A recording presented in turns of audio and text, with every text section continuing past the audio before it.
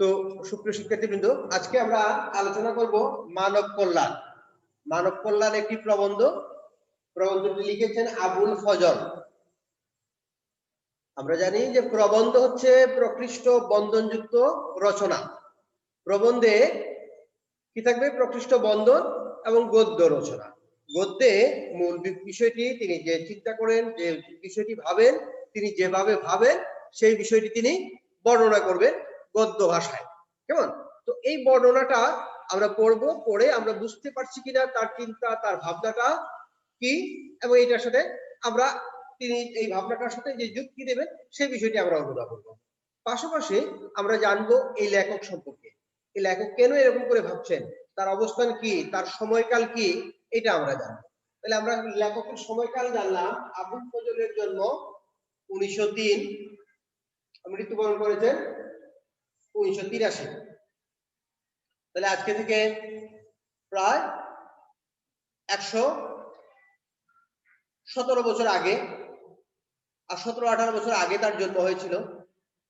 আমরা ধরতে পারি 100 বছর আগে, এবং গত শতাব্দীতেই তিনি মারাও গিয়েছেন। তো আবুল ফজলের এবার জানি আমরা তার কালটা কি, তার অবস্থানটা। জন্ম নিয়েছিলেন তিনি চট্টগ্রামের সাতকানিয়ায়। চট্টগ্রামের, তোমাদের এখানকার আমাদের কলেজের স্টুডেন্টের বেশিরভাগই চট্টগ্রামের। আবুল ফজলের বাড়ি চট্টগ্রামের সাতকানিয়ায়। তার পিতার নাম দেয়া আছে। তিনি চাকরি জীবন, স্কুল শিক্ষক দিয়ে কর্মজীবন শুরু করেছিলেন, কলেজে অধ্যাপনা করেছিলেন, এবং শেষে বঙ্গবন্ধু শেখ মুজিবুর রহমানের অনুরোধে তিনি চট্টগ্রাম বিশ্ববিদ্যালয়ের উপাচার্য হয়েছিলেন। যদিও এরপরে বঙ্গবন্ধুকে হত্যা করার পর সৈয়দ আলী হাসানের কুবুদ্ধিতে বা প্ররোচনায় তিনি জিয়াউর রহমান সরকারের শিক্ষা উপদেষ্টা হিসেবে কিছুদিন কাজ করেছিলেন, কিন্তু কিছুদিন পরে তিনি তার ভুল বুঝতে পারেন এবং সেখান থেকে তিনি স্বেচ্ছায় পদত্যাগ করেন। এবং তাই নয়, তিনি বিখ্যাত হয়ে আছেন আরেকটি গুরুত্বপূর্ণ কারণে। সেটা হচ্ছে বঙ্গবন্ধুকে হত্যা করার পর বঙ্গবন্ধু নারকীয় হত্যাকাণ্ডের উপর ভিত্তি করে প্রথম যে প্রতিবাদমূলক একটি গল্প লেখা হয়, সেই গল্পটি লিখেছিলেন আবুল ফজল, যে গল্পের নাম হচ্ছে মৃতের আত্মহত্যা। এই গল্পের মধ্য দিয়ে তিনি দেখিয়েছেন যে জাতির জনককে হত্যা করার পর আমাদের দেশের মানুষ যে অনেকটা মৃত মানুষে পরিণত হয়, এবং তার যে অনুশোচনা, তার যে অনুশোচনায় কিছু মানুষের মধ্যে যে কষ্ট তৈরি হয়, এবং এক পর্যায়ে একজন বঙ্গবন্ধু হত্যা করায় জড়িত একজন মেজরের স্ত্রী আত্মহত্যার মধ্য দিয়ে এই নাটক, একটি কাহিনী তিনি লিখেন। তো এখানে, এবং তিনি একজন প্রাবন্ধিক, কথা সাহিত্যিক, প্রাবন্ধিক, শিক্ষা চিন্তক ছিলেন। এখানে এই প্রবন্ধে উঠে এসেছে বিষয়টি। আমরা সেখানে যাওয়ার আগে তা দেখি তিনি কি কি বিষয়। আধুনিক অসাম্প্রদায়িক জীবনবোধ ছিল তার মূল বিষয়। স্বদেশ এবং ঐতিহ্য প্রীতি, নিজের দেশকে ভালোবাসতেন এবং দেশের ঐতিহ্যকে, ইতিহাস ঐতিহ্যকে তিনি ভালোবাসতেন। মানবতা ও শুভবোধ তার সাহিত্যকর্মের মূল প্রতিপাদ্য বিষয়। এইসব বিষয়ই তার সাহিত্যের মূল প্রতিপাদ্য বিষয়। তবে উল্লেখযোগ্য গ্রন্থ রয়েছে তার উপন্যাস চৌচি, রাঙ্গা প্রবাদ, গল্প গ্রন্থ হচ্ছে মাটির পৃথিবী, মৃতের আত্মহত্যা। মৃতের আত্মহত্যা একটি গল্প বইয়ের নাম। এই বইয়ে আরো বেশ কিছু গল্প আছে, এর মধ্যে একটি বিখ্যাত গল্প হচ্ছে মৃতের আত্মহত্যা। প্রবন্ধ লিখেছেন সাহিত্য সংস্কৃতি সাধনা, সাহিত্য সংস্কৃতি ও জীবন, সমাজ, সাহিত্য, রাষ্ট্র এবং মানবতন্ত্র, 21-এ মাথা নত না করা, দিনলিপি লিখেছেন, রেখাচিত্র বা দুর্দিনের দিনলিপি, দুটোই তার দিনলিপি। সাহিত্যকৃতির জন্য তিনি বাংলা একাডেমি পুরস্কার সহ আরো অনেকগুলো পুরস্কার পেয়েছিলেন। তো এগুলো হচ্ছে, তাহলে আমরা একটি প্রবন্ধ বা একটি কবিতা, একটি গল্প পড়ার সময় আমরা গল্পের লেখক বা কবি বা সাহিত্যিক সম্পর্কে জানবো, তার চিন্তা ভাবনাটা কি, এটা সম্পর্কে যদি আমরা জানি, তার সমকাল সম্পর্কে জানবো, তার অবস্থান সম্পর্কে জানবো। এই বিষয়গুলো জেনে তারপর আমরা তার প্রবন্ধে পাঠে যাচ্ছি। এবার দেখো প্রবন্ধে তিনি কি লিখছেন। মানব কল্যাণ, এর শিরোনাম আমার দেওয়া নয়। মানব কল্যাণ, এই কথাটা বা এই শিরোনামটা তিনি নতুন করে ব্যবহার করছেন না, অনেক আগে থেকেই ব্যবহৃত হয়। মানব মানে মানুষ, কল্যাণ মানে মঙ্গল, ভালো, শুভ ইত্যাদি। আমাদের প্রচলিত ধারণা আর চলতি কথায় মানব কল্যাণ কথাটা অনেকখানি সস্তা আর মামুলি অর্থেই ব্যবহৃত হয়। আমাদের প্রচলিত ধারণা আছে কি, যে মানুষের কল্যাণ, আর মানব কল্যাণ সস্তা বিষয়, এটা খুব সামান্য, খুব সহজেই আমরা মানব কল্যাণ করতে পারি ইচ্ছে করলে। এক মুষ্টি ভিক্ষা দেওয়াকেও আমরা মানব কল্যাণ মনে করে থাকি। তাহলে এই যে আমাদের সহজ করি কেন? কারণ আমরা কাউকে এক মিষ্টি ভিক্ষা দিয়ে, আগের দিনে মুষ্টি চাল ভিক্ষা দিত, এখনকার দিনে কি 5 টাকা 10 টাকা 20 টাকা বা 50 টাকা দিয়ে আমরা মনে করি আমরা মানব কল্যাণ করে ফেললাম। মনুষ্যত্ব বোধ আর মানব মর্যাদাকে এতে যে ক্ষুণ্ণ করা হয় তা সাধারণত উপলব্ধি করা যায় না। লেখক বলছেন এই যে ভিক্ষা দিলাম, সে 100 টাকা হোক আর 5 টাকা হোক আর এক মুষ্টি চাল হোক, এখন তো আর চাল দেয়া নেই, আমরা টাকাই দেই, কেমন? তাহলে এই যে ভিক্ষা দেয়া, এই ভিক্ষা দেওয়াটাকে মানব কল্যাণ মনে করে থাকি, আমরা মনে করে থাকি, কিন্তু লেখক মনে করছেন না কেন? কারণ মনুষ্যত্ব বোধ আর মানব মর্যাদাকে এতে যে ক্ষুণ্ণ করা হয় তা সাধারণত উপলব্ধি করা যায় হয় না। তাহলে কি হয়, এই যে এরকম করে ভিক্ষা যখন দেই, তখন আর মানুষ যখন মানুষকে ভিক্ষা দিচ্ছে তখন তার মধ্যে মনুষ্যত্ব বোধ থাকে না, এবং যাকে ভিক্ষা দিচ্ছি তার যে মর্যাদা হানি হলো, তার যে মর্যাদা নষ্ট হলো, হানি হলো মানে নষ্ট হলো, কমে গেল, মর্যাদাকে ক্ষুণ্ণ করা হলো, এটা আমরা সাধারণত উপলব্ধি করতে পারি না, মানে এত ওই মধ্যে আমাদের খেয়ালই থাকে না। কেন? তিনি বলছেন দেখো, ইসলামের নবী বলেছেন, তিনি লিখতে পারতেন নবী বলেছেন, না লিখে লিখলেন ইসলামের নবী বলেছেন। তার মানে কি? এটি হচ্ছে অসাম্প্রদায়িক চেতনা, যে তার রচনা শুধু মুসলিমরা পড়বে না, সবাই পড়বে। তাইলে সবার নবী নয়, তিনি ইসলামের নবী। যে কারণে তিনি বলছেন ইসলামের নবী বলেছেন, অপরের হাত সব সময় নিচের হাতের থেকে শ্রেষ্ঠ। অপরের হাত, অপর মানে উপরে, উপরের একটা হাত আর একটা হাত, এই হাত দিয়ে এই হাতে দিলাম, তাহলে এটা উপরের হাত, আর এটা নিচের হাত। নিচের হাতে চেয়ে নিচ্ছি, উপরের হাতে দান করছি, তাহলে উপরের হাত সবসময় নিচের হাত থেকে উপরের হাতটাই শ্রেষ্ঠ। নিচের হাত মানে যে মানুষ হাত পেতে গ্রহণ করে, তাহলে নিচের হাত মানে হাত পেতে গ্রহণ করে। অপরের হাত মানে দাতা, যে হাত তুলে অপর থেকে অনুগ্রহ বর্ষণ করে, অপর থেকে যে অনুগ্রহ বর্ষণ করে, দান করে, যেটা উপরের হাত। আর নিচের হাত হচ্ছে গ্রহণ করে। দান বা ভিক্ষা গ্রহণকারীর দীনতা তার সর্ব অবয়বে কিভাবে প্রতিফলিত হয় তার বিভৎস দৃশ্য কার না নজরে পড়েছে? যিনি দান গ্রহণ করছেন, হাত পেতে গ্রহণ করছেন, তার দীনতা, তার দৈন্যতা, তার অবয়বে পুরো চেহারার মধ্যেই কিভাবে ফুটে উঠেছে, এটা কে না নজরে এনেছে? কারণ সবারই নজরে পড়ার কথা, যখন আমরা কোনো কিছু দান গ্রহণ করি বা কেউ গ্রহণ করে, তখন তার অবয়বে যে একটা দীনতা, এটা সবারই চোখে পড়ার কথা। মনুষ্যত্ব আর মানব মর্যাদার দিক থেকে অনুগ্রহকারী আর অনুগৃহীতের মধ্যে আকাশ পাতাল প্রভেদ। তাহলে অনুগ্রহ করেন যিনি, উপর থেকে যিনি দান করলেন, আর যিনি গ্রহণ করলেন অনুগৃহীত, দুজনের মধ্যে অনেক তফাৎ। একথা ব্যক্তির বেলায় যেমন সত্য, তেমনি দেশ আর রাষ্ট্রের বেলায় বরং অধিকতর সত্য। তাহলে এই কথাটা যেমন ব্যক্তির বেলায় সত্য, তেমনি দেশের বেলায়, রাষ্ট্রের বেলায় আরো বেশি সত্য। যখন আমরা অন্য দেশ থেকে সাহায্য নিচ্ছি, হাত পেতে অনুদান গ্রহণ করছি, ভিক্ষা গ্রহণ করছি, সে কথাও তিনি নিয়ে এসেছেন। কেমন? আচ্ছা, দান বা ভিক্ষা গ্রহণকারী, আচ্ছা একথা ব্যক্তির বেলায় এটা বললাম, কারণ রাষ্ট্র জাতির যৌথ জীবন আর যৌথ চেতনারই প্রতীক। কারণ একটা ব্যক্তি আর ব্যক্তি থেকে একটা জাতি, আর জাতির যৌথ জীবন হচ্ছে রাষ্ট্র।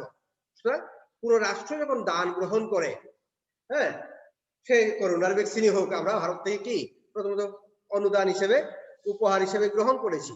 তা আমরা যদি বানাতে পারতাম, আমাদের যদি সক্ষমতা থাকতো, তাহলে নিশ্চয়ই আমাদের গ্রহণ করতে হইতো না। আমরা বলতে হইতো না আমরা ইন্ডিয়ানটা নেব না, পাকিস্তানেরটা নেব, সৌদি আরবেরটা নেব, বা আরেক দেশেরটা নেব, হ্যাঁ, আমেরিকারটা নেব, এগুলো আমাদের বলতে হতো না। তাহলে আমরা আসলে বানাতে পারছি না, এই যে আমাদের অক্ষমতা, হ্যাঁ, আমাদের দৈন্য, এই বিষয়গুলো কিন্তু লেখক এই প্রবন্ধে খুব কৌশলে নিয়ে এসেছেন, এবং এটির আবেদন যে সমকালেও। আচ্ছা, রাষ্ট্রের দায়িত্ব শুধু প্রশাসন চালানোই নয়, জাতিকে আত্মমর্যাদা সম্পন্ন করে তোলাও রাষ্ট্রের এক বৃহত্তর দায়িত্ব। যে রাষ্ট্র হাত পাতা আর চাটুকারিতাকে প্রশ্রয় দেয়, সে রাষ্ট্র কিছুতেই আত্মমর্যাদা সম্পন্ন নাগরিক সৃষ্টি করতে পারে না। রাষ্ট্রই যখন অনুদান চায়, ভিক্ষে চায়, উপহার চায়, তখন সেই রাষ্ট্রের ব্যক্তিও এরকম আত্মমর্যাদা সম্পন্ন নাগরিক হয়ে গড়ে উঠতে পারেন না। তাই মানব কল্যাণ অর্থে আমি দয়া বা করুণার বশবর্তী হয়ে দান খয়রাতকে মনে করি না। লেখক এবার স্পষ্ট বলছেন এইসব কারণে তিনি দান খয়রাতকে করুণা বা দয়ার বশবর্তী হয়ে দান খয়রাত করাকে এটাকে মানব কল্যাণ তিনি মনে করেন না, না করার কারণ তিনি আগে বললেন। আচ্ছা, এবার মনুষ্যত্বের অবমাননা যে ক্রিয়াকর্মের অবসম্ভাবী পরিণতি তাকে কিছুতেই মানব কল্যাণ নামে অভিহিত করা যায় না। তাহলে যেহেতু দান খয়রাত করার মধ্যে মানুষের মনুষ্যত্বেরই অবমাননা করা হয়, একজন আরেকজনকে দান করে তখন মানুষ আর মানুষ থাকছে না।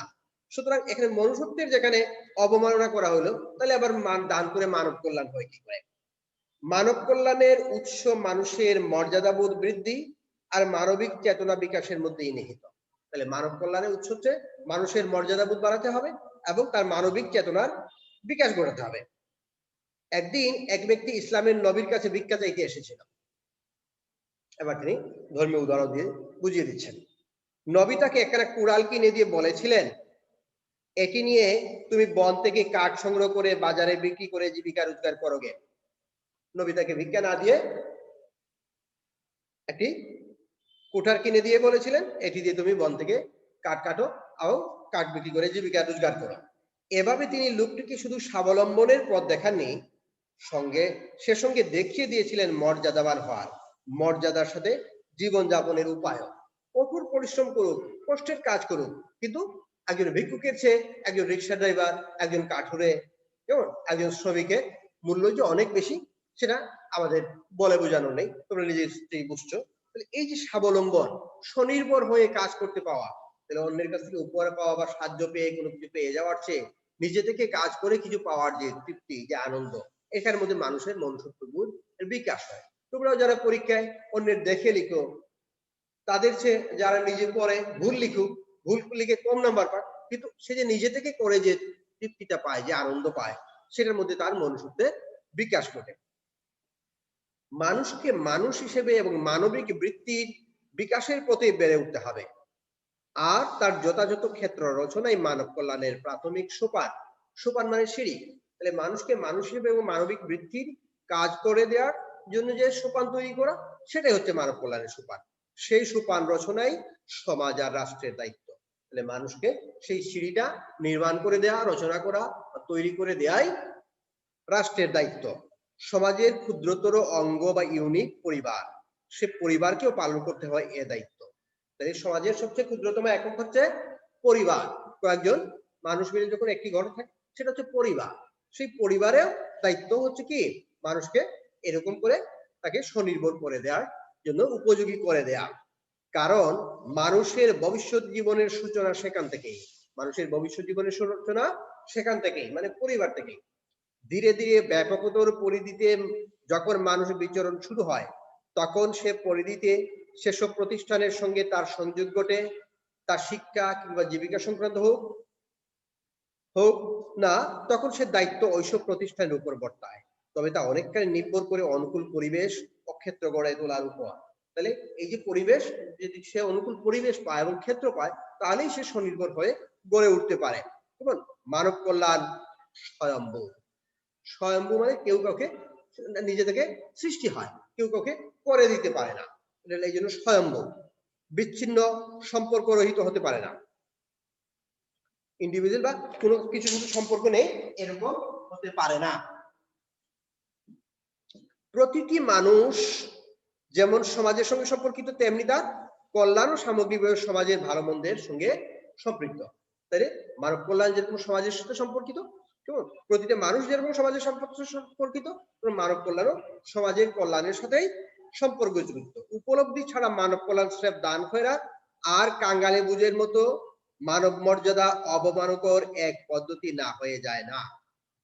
তাহলে যদি এই উপলব্ধি না থাকে, তাহলে মানব কল্যাণ মনে করলে আমরা মনে করবো স্রেফ দান করা বা খয়রাত দেওয়া বা একদিন কাঙ্গালে বুঝের আয়োজন করা, এগুলোর মধ্যে দিয়ে মানব মর্যাদা আসলে অবমাননাই করা হয়, এবং আমাদের দেশে আর সমাজে তাই হয়ে আসছে। এসবকে বাহবা দেওয়ার এবং এসব করে বাহবা করাবার লোকেরও অভাব নেই দেশে। তাহলে আমাদের দেশে এসব করে, এইসব কাজ যারা করে তাদেরকে বাহবা দেওয়ার এবং এইসব করে বাহবা করানোর লোকের অভাব নেই আমাদের দেশে, এরকম লোকে বেশি। তাহলে প্রকৃত মানব কল্যাণের দিকে আমাদের দেশের অধিকাংশ মানুষের দৃষ্টি নেই, সে কথা তিনি স্পষ্ট করে দিচ্ছেন। বর্তমানে মানব কল্যাণ অর্থে আমরা বুঝি তার প্রধানতম অন্তরায় যা বুঝি তার প্রধানতম অন্তরায় রাষ্ট্র, জাতি, সম্প্রদায় এবং গোষ্ঠীগত চেতনা। তাহলে মানব কল্যাণের অন্তরায় হয়ে দাঁড়ায়, বাধা হয়ে দাঁড়ায় এই রাষ্ট্রীয় চেতনা, জাতি চেতনা বা সম্প্রদায় চেতনা বা কোনো একটা গোষ্ঠীগত চেতনা, যা মানুষকে মেলায় না, বিভক্ত করে। যখন রাষ্ট্রের কথা চিন্তা করি তাহলে অন্য রাষ্ট্র থেকে আমাদের রাষ্ট্র পৃথক। আমরা বললাম অন্য রাষ্ট্র দিয়েছে, আমরা নিচ্ছি, কেমন? তাহলে রাষ্ট্র থেকে রাষ্ট্র পৃথক হয়ে যাচ্ছে। জাতি, এক জাতি করেছে অন্য জাতি করে নাই, কেমন? আমরা ওই জাতির বানানো জিনিস নেব না, খ্রিস্টানদের বানানোর জিনিস নেব না, ইহুদিদের বানানো জিনিস নেব না, জাতিগত চিন্তা।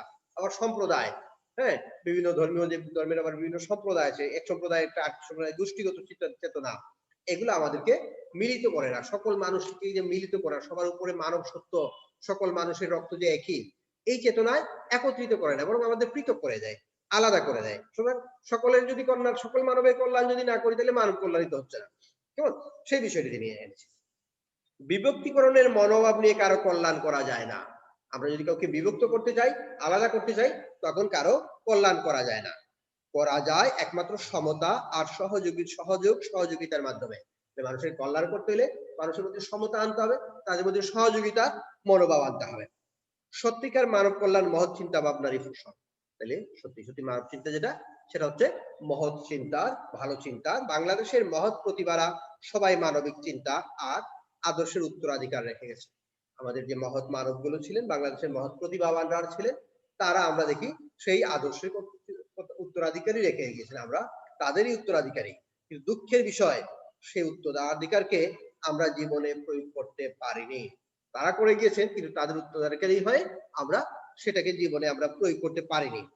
বিদ্যাপতি চণ্ডীদাস, কবি বিদ্যাপতি, কবি চণ্ডীদাস, এই চণ্ডীদাস যেখানে বলেছিলেন, শুনহ মানুষ ভাই, সবার উপরে মানুষ সত্য, তাহার উপরে নাই। কেমন? লালন, লালন বলেছিলেন কি, জেতের কি রূপ দেখলাম না এই নজরে, সকল জাত যে এক, মানুষ, মানুষ কবিতা তোমরা অষ্টম শ্রেণী বইয়ে পেয়েছো। প্রমুখ কবি এবং অপেক্ষাকৃত আধুনিক কালে রবীন্দ্রনাথ, নজরুল সবাই তো মানবিক চেতনার উদাত্ত কণ্ঠস্বর। রবীন্দ্রনাথ, নজরুল তারাও কি সেই মানুষেরই কথা বলেছেন। রবীন্দ্রনাথ বলেছেন 7 কোটি জন রে হ্যাঁ বঙ্গজন, হ্যাঁ রেখেছো বাঙালি করে মানুষ করনি। নজরুল তার মানুষ কবিতা আর মানুষের জয়গান গেয়েছেন। কেমন? বঙ্কিমচন্দ্রের অবিস্মরণীয় সাহিত্য উক্তি, তুমি অদম তাই বলে আমি উত্তম হইব না কেন, এক গভীর মূল্যবোধেরই উচ্চারণ। তাই আমাদের আশেপাশে যদি অদম আছে, তাই বলে আমরাই অদম হয়ে যাব, আমরা উত্তম হব না, এটা কল্পনা করা ঠিক নয়। এটা রবীন্দ্রনাথ বলেছেন, বঙ্কিম। এ প্রসঙ্গে রবীন্দ্রনাথের নিম্নলিখিত উক্তিটিও স্মরণীয়, relationship is the fundamental truth of the world of appearance. কবি এই উক্তিটি করেছিলেন তার হিবার্ট বক্তৃতামালায়। হিবার্ট বক্তৃতামালা অনেকগুলো বক্তৃতার একটা বক্তৃতায় তিনি এই উক্তি করেছিলেন, অন্তরজগতের বাইরে যে জগৎকে আমরা অহরহ অহরহ অহ অহ অহরহ মানে দিন রাত সব সময় দেখতে পাই, তার মৌলিক সত্য পারস্পরিক সংযোগ সহযোগিতা, কবি যাকে রিলেশনশিপ বলেছেন।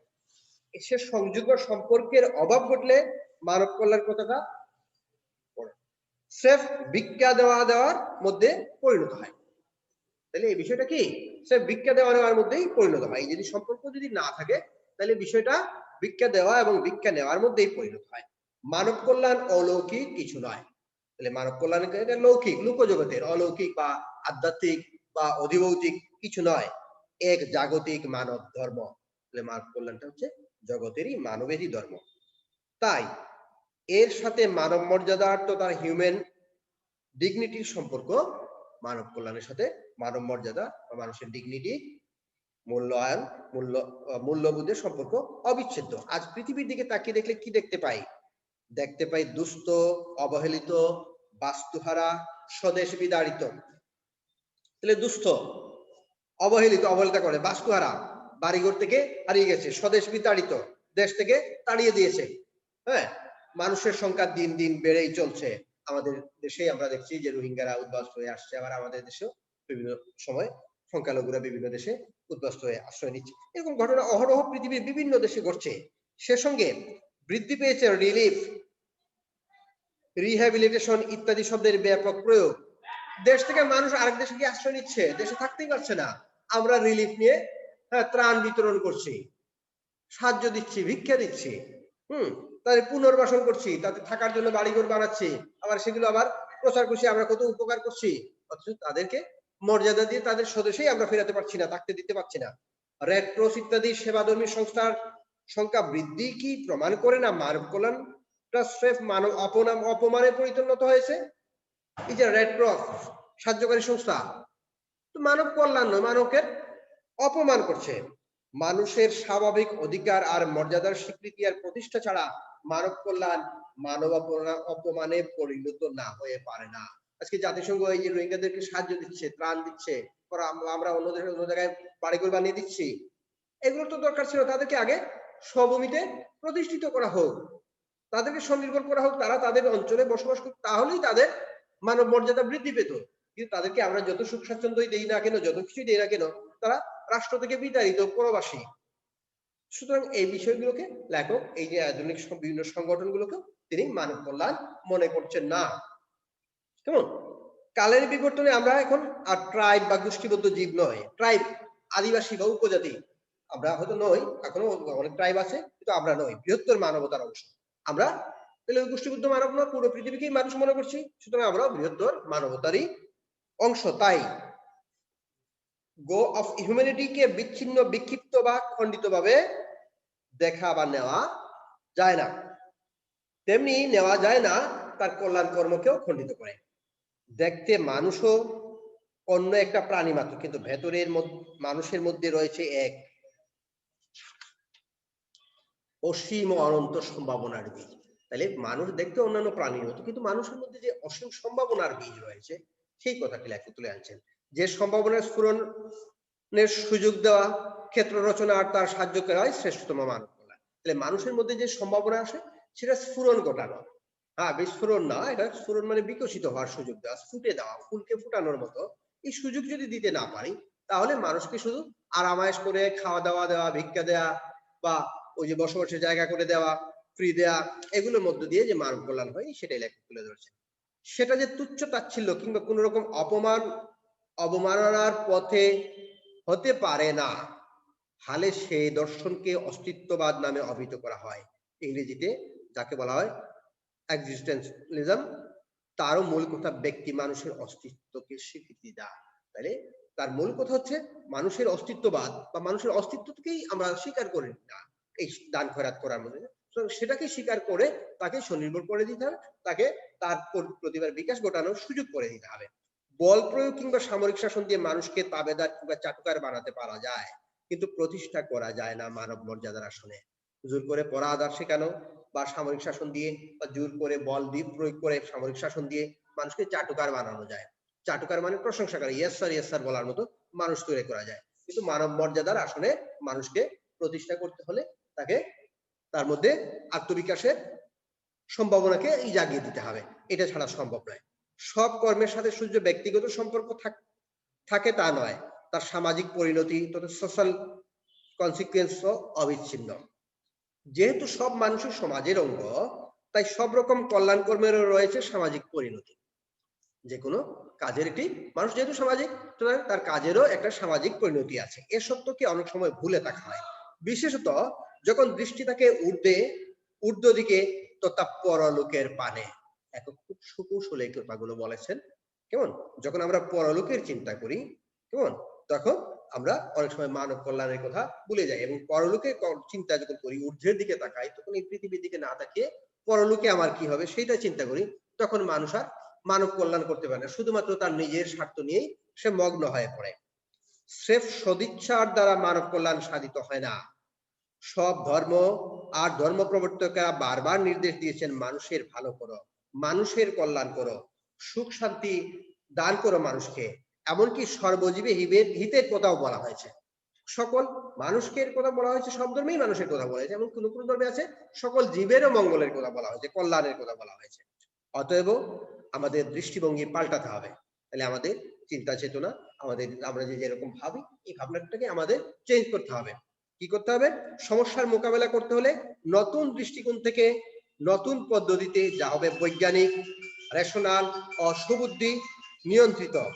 সমস্যা যত বড় আর যত ব্যাপক হোক না কেন, তার মোকাবিলা করতে হবে সাহস আর বুদ্ধিমত্তার সাথে। এড়িয়ে গিয়ে কিংবা জোড়াতালি দিয়ে কোনো সমস্যারই সমাধান করা যায়। তাহলে কোনো সমস্যাকে এড়িয়ে গিয়ে বা সমস্যাকে কোনো রকম জোড়াতালি দিয়ে মিলিয়ে দিয়ে সমস্যা সমাধান করা যায় না। আমাদের বিশ্বাস মুক্ত বুদ্ধির সহায়তায়, তাহলে মুক্ত বুদ্ধি মানে প্রচলিত বুদ্ধি, কোনো প্রথা থেকে পাওয়া বুদ্ধি দিয়ে নয়, মুক্ত বুদ্ধি দিয়ে কি করতে হবে, হ্যাঁ, এই সমস্যাগুলোকে মোকাবেলা করতে হবে।